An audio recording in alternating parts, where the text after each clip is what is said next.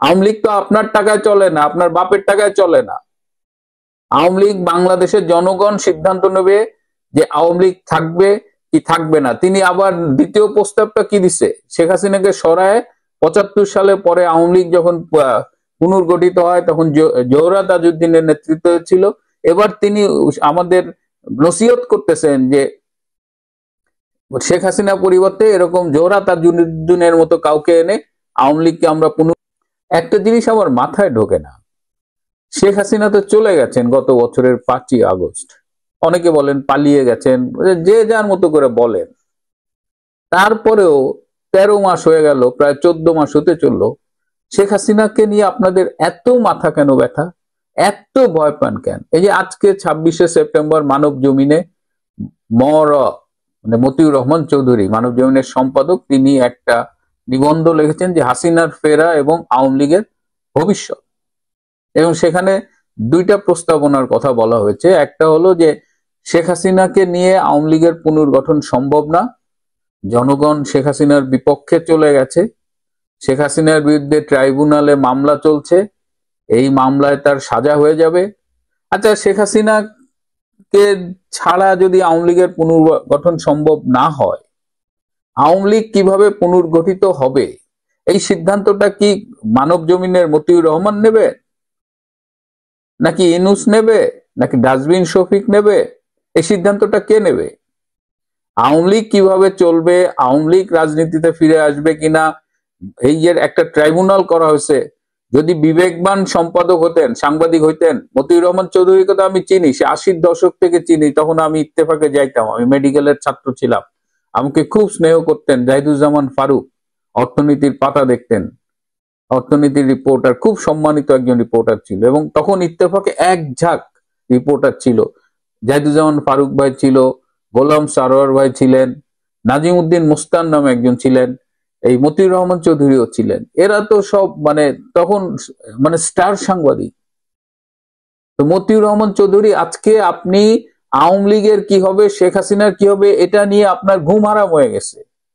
আপনি কি একবারও প্রশ্ন তুলেছেন যে এই যে আইসিটিতে বিচার হচ্ছে, আইসিটিটা আইনগতভাবে অবৈধ, এখানে ৭১ সালের যুদ্ধের বাইরে কোনো বিচার করার সুযোগ নাই? এত বড় জাতির বিবেক হয়ে গেছেন, আজকে দেশে যখন মব হচ্ছে, আজকে দেশে যখন জঙ্গিবাদের উত্থান হচ্ছে, আজকে যখন বিচারহীনতায় সারা জাতি ভুগছে, আজকে আদালতে কোনো বিচার হচ্ছে না, বিচারপতিরা স্বাধীন রায় দিতে পারতেছে না, আজকে আসামি হাজির হলে সেখানে মব করা হচ্ছে, ডিম মারা হচ্ছে, আপনার বিবেক কি তখন কামড়ায়? কোথায় থাকে তখন আপনার বিবেক? আজকে আপনি আওয়ামী লীগের শেখ হাসিনার নেতৃত্ব নিয়ে মাথা কামাচ্ছেন। আওয়ামী লীগ মুসলিম লীগ হয়ে যাবে কিনা এই দুশ্চিন্তায় আপনার ঘুম হয় না। আওয়ামী লীগ মুসলিম লীগ হলে হবে? আওয়ামী লীগ তো আপনার টাকায় চলে না, আপনার বাপের টাকায় চলে না। আওয়ামী লীগ বাংলাদেশের জনগণ সিদ্ধান্ত নেবে যে আওয়ামী লীগ থাকবে কি থাকবে না। তিনি আবার দ্বিতীয় প্রস্তাবটা কি দিছে, শেখ হাসিনাকে সরায় ৭৫ সালে পরে আওয়ামী লীগ যখন পুনর্গঠিত হয় তখন জোহরা তাজউদ্দিনের নেতৃত্বে ছিল। এবার তিনি আমাদের নসিহত করতেছেন যে শেখ হাসিনা পরিবর্তে এরকম জোহরা তাজউদ্দিনের মতো কাউকে এনে আওয়ামী লীগকে আমরা পুনর্গঠন করি, তারপরে ৩-৪ বছর পরে দেখা যাবে এর আগে যেমন ৮১ সালে শেখ হাসিনা ফিরেছিলেন, এরকম শেখ হাসিনা আরো ৪-৫ বছর পরে ফিরবে কিনা, এরকম একটা কিছু উনি বলার চেষ্টা করেছেন, সরাসরি বলেন নাই। তাহলে আওয়ামী লীগ কাকে নেতা বানাবে? আওয়ামী লীগ পুনর্গঠিত হবে, আওয়ামী লীগ কি ধ্বংস হয়ে যাবে? বাংলার জনগণ, এটা তো বাংলাদেশের জনগণ সিদ্ধান্তটা নেবে। বাংলাদেশের জনগণ যদি চায় যে আওয়ামী লীগ থাকবে না, ইটস ফেয়ার এনাফ। কোন রাজনৈতিক দলই যুগ যুগ ধরে থাকে নাই, ২০০-৩০০ বছর ৪০০ বছর ধরে একটা রাজনৈতিক দল নাও থাকতো। আপনাদের এত মাথা ব্যথা কেন মতি ভাই? এত ভয় লাগে? শেখ হাসিনাকে এত ভয় পান? চলে গেছে, এই যে ২৮ তারিখে তার জন্মদিন, আপনাদের এত ভয় লাগে কেন মতি ভাই? দেশটাকে বেচে দিচ্ছেন না, ষড়যন্ত্র করছেন, এত নীতি কথা বলেন, কত ডলার পাইছেন জাতির সামনে বলেন, জাতিকে বলেন যে শেখ হাসিনাকে হটানোর জন্য কত টাকার কন্ট্যাক্ট ছিল আপনার সাথে, ইউএস কত ডলার আপনার অ্যাকাউন্টে ঢুকছে, এগুলো বলেন। লজ্জা করে না আপনার? দেশ বিক্রির জন্য বিদেশের কাছে মাথা বেচা দেন। আপনি আসছেন শেখ হাসিনার নেতৃত্ব নিয়ে চিন্তা করতে, যে দেশে ৪.৫ কোটি সমর্থক অনুসারী সদস্য নেতা কর্মী থাকে, আপনি সেই দলটার ভবিষ্যৎ নিয়ে চিন্তা করতেছেন? পালানোর কোনো জায়গা থাকবে আপনার? অনেক আপনি শেখ হাসিনা প্রধানমন্ত্রী ছিল বলেই আপনারা এইসব সাংবাদিকতা করে এত জায়গায় আসছেন। ইউনূসের সমালোচনা করে দেখেন তো, মতিউর রহমান চৌধুরী কয়দিন সম্পাদক থাকে আর কয়দিন মানব জমিনে কি ছাড়তে পারেন? নিজেই তো বলছেন সাংবাদিকরা কথা বলতে পারে না। আমি মতিউর রহমান চৌধুরীদের কাছে এইগুলো আশা করিনি, কারণ আমরা তো দেখেছি দে আর স্টার্স, তাদের প্রতি তো আমাদের একটা সম্মান ছিলই, কিন্তু এরা নিজেদের কর্মকাণ্ডে এবং টাকার কাছে যেভাবে বিক্রি করেছে নিজেকে, তাদের তো আর কোনো সম্মান করার কিছু নেই। এখন শুধু অপেক্ষায় থাকবে বাংলাদেশের জনগণ যে হাওয়া বদলাইলে এইসব মতিউর রহমান চৌধুরীদের কি পরিণতি হয়। আরো একজন আছে কারওয়ান বাজারের, সে আর এক জাতির বিবেক মাহফুজ, একটা জরিপ ছাপাইছে দেখলাম ডেইলি স্টারে, যে বাঙালিদের মধ্যে বঙ্গবন্ধু এখনো সর্বকালের সেরা বাঙালি, সেরা টপ নাম্বার 1। শেখ হাসিনা একেবারে 0। শেখ হাসিনার পক্ষে কোনো স্কোর নাই। এই জরিপটা কারা করে? 55 লাখ হইল আওয়ামী লীগ, যুবলীগ, ছাত্রলীগ, স্বেচ্ছাসেবক লীগ, এই সব মিলায় আওয়ামী লীগের যত অঙ্গ সংগঠন, ভ্রাতৃপ্রতিম সংগঠন আছে একেবারে উপর ইউনিয়ন পর্যায় পর্যন্ত, এই সব মিলায় এখানে পদের সংখ্যা হলো 55 লাখ। 55 লাখ শুধু পদের সংখ্যা।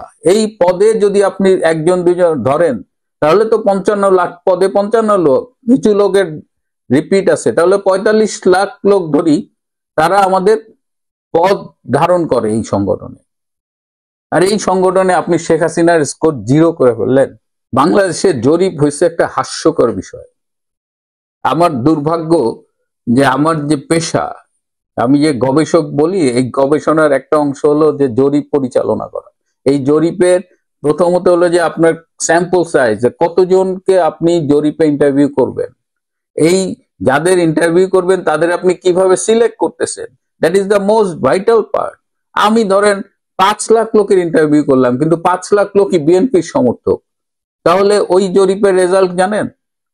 সারা বাংলাদেশে মিনিমাম আপনি যদি 400 লোক সিলেক্ট করতে পারেন একদম র্যান্ডামলি, পিওরলি র্যান্ডামলি, এখানে কোনো ওই 400 লোকই কিন্তু আপনার বাংলাদেশের একটা ধারণা আপনি পাবেন। তারপরে জরিপের অনেক এই sample size calculation, sample selection, যাদের আমরা ইন্টারভিউ করব, এগুলো বিভিন্ন পদ্ধতি আছে। এই পদ্ধতিগুলো বলা হয় না এই পদ্ধতিগুলো রিপ্রেজেন্টেটিভ কিনা, এই সিলেকশন র্যান্ডাম কিনা, বা কোনো কিছু বলা হয় না। একটা রেজাল্ট আপনারা জাতির সামনে হাজির করে দেন। কি রকমের জ্ঞান পাপী হইতে পারেন আপনারা? শেখ হাসিনার গ্রহণযোগ্যতাকে কারওয়ান বাজারে বৈশা আর কি, এগুলো তো সব এই যে জাতির বিবেক। আমাদের দুর্ভাগ্য হলো আমাদের জাতির বিবেকগুলোকে ডলারে কেনা যায়, কারো রেট একটু বেশি, কারো একটু কম। আর একজন আছে সেন্টার ফর গভর্নেন্স স্টাডিজ, তৃতীয় মাত্রা নামের একটা টক শোর, এই জিল্লুর রহমান, দিনের পর দিন 5 স্টার হোটেলে আপনি শেখ হাসিনার বিরুদ্ধে সেমিনার করেছেন, সরকারের বিরুদ্ধে। টাকাগুলো কাকে দিয়েছে আপনাকে? মার্কিন ডলার, আপনি সেই হিসাব প্রকাশ করেছেন জাতির সামনে? কত মার্কিন ডলারে বিক্রি হয়েছিলেন? স্টার্লিং বাংলাদেশে আসবে এই ব্যাপারে আপনি যোগাযোগ করে ডক্টর ইউনূসকে হেল্প করেছিলেন। যে স্টার্লিং সাথে ইউনূসের যোগাযোগ হয়েছে, ডক্টর ইউনূস আপনাকে ভুলে গেছে। ডক্টর ইউনূস এইটাই, ডক্টর ইউনূস কাউকে মনে রাখে না, নিজের স্বার্থের বাইরে এক ফোঁটাও বোঝে না। স্টার্লিং ডক্টর ইউনূস নিজের মতো করে গ্রামীণ ফোন টোন দিয়ে করছে, জিল্লুর রহমানকে নেয় নাই। এই জিল্লুর রহমানের ক্ষোভ, তার ভাগাভাগিতে বনে নাই বইলা সে এখন মাঝে মধ্যে দেখবেন যে ইউনূসের এগেনস্টে কথা বলে, কিন্তু তাকে জিজ্ঞেস করবেন যে আমেরিকার কাছে কত টাকায় নিজেকে বিক্রি করেছিল। এই যে এইসব জ্ঞান পাপী, এইসব তথাকথিত সুশীল দেশটাকে ধ্বংস করেছে, কিন্তু নিজের ব্যাংক অ্যাকাউন্টটাকে ভারী করেছে। আমরাও বিদেশে থাকি, আমরা তো দেশের প্রশ্নে কখনোই কোনো আপোষ করিনি। দেশের কাছে এত ঋণ, দেশে পড়াশোনা করেছি, সরকারি টাকায় পড়াশোনা করেছি, স্কলারশিপ পেয়েছি, ঢাকা মেডিকেল কলেজে পড়েছি, সবই তো বাংলাদেশের কাছে আমাদের ঋণ। এই ঋণ তো কোনোদিন শোধ হবে না। তারপরেও চেষ্টা করেছি, যদি সামান্য কোনো সুযোগ থাকে আমার এক্সপার্টিজের জায়গা থেকে আমি সেটা নির্দ্বিধায় দেশের জন্য করেছি, এবং কোনো দিন তার বিনিময়ে দেশের কাছ থেকে কিছু নেইনি, কারণ অলরেডি এত ঋণ, আবার কি ঋণ বাড়াবো? বলছি ভাই, শেখ হাসিনাকে একটু ছাড়েন, আওয়ামী লীগকে একটু ছাড়েন। আপনারা দেশ চালাচ্ছেন, দেশটাকে ধ্বংস করতেছেন, তারপরেও জরিপ করে বলেন 72% আপনাদের সাথে, 80% আপনাদের সাথে। সেই জরিপের এতই জোশ মানে রোশ নাই যে তার পাশে আবার ডাস্টবিন শফিককে বসায় রাখতে হয়। তো সারা পৃথিবীতে মানুষজন তো এই মেথডস বিষয়গুলো জানে, গবেষণা পদ্ধতি নিয়ে তো কাজ করা হয়। যা ইচ্ছা আপনারা বলতে পারেন, কিন্তু জনগণের লিজ নিয়েন না। জনগণ সময় মতো তাদের কাজটা করবে। আপনারা পালাবার পথ পাবেন কিনা সেটা আপনারা ভাবতে পারেন। আমি জানি আপনারা রাতে ঘুমাইতে পারেন না।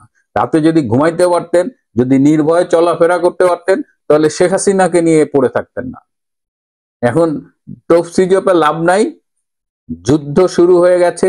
সেই যুদ্ধে আপনাদের পক্ষ নির্ধারিত, দেশ বিক্রি করেছেন, বিদেশি প্রভুর পদলেহন করেছেন, তাদের দালালি করেছেন।